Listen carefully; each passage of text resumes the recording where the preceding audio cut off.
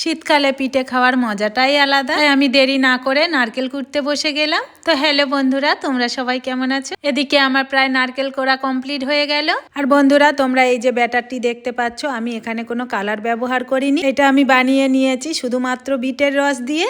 যেহেতু এটা রস ছিল, তাই আমি চাল আর ডালকে শক্ত করে বেটে নিয়ে এর সাথে গুলে নিয়েছি। তারপরে আমি পাতলা ব্যাটারটা ওর উপরেই দিয়ে দিলাম। তো বন্ধুরা, এইরকম সবজির রস দিয়ে খুব সুন্দর পিঠে বানানো যায়।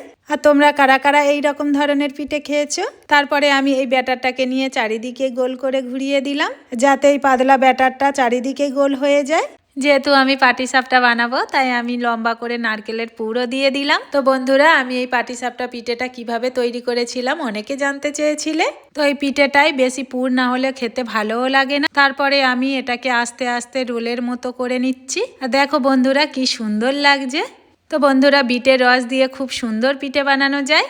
আর তোমরা তো দেখতেই পেলে। তো বন্ধুরা, এইরকম সুন্দর মজাদার পিঠে কে কে খেয়েছো কমেন্ট করে জানিও। আর বন্ধুরা, নিত্য নতুন রান্নার রেসিপি পেতে চ্যানেলটিকে সাবস্ক্রাইব করতে ভুলবে না। এদিকে আমার পিঠেটাও তৈরি হয়ে গেছে, তাই আমি এটাকে নিয়ে একটা থালার মধ্যে ঢেলে নিলাম। আমার এই ভিডিওটি ভালো লাগলে চ্যানেলটিকে সাবস্ক্রাইব করতে ভুলবে না। তো বন্ধুরা, আবার দেখা হচ্ছে পরবর্তী কোনো ভিডিওতে। টাটা।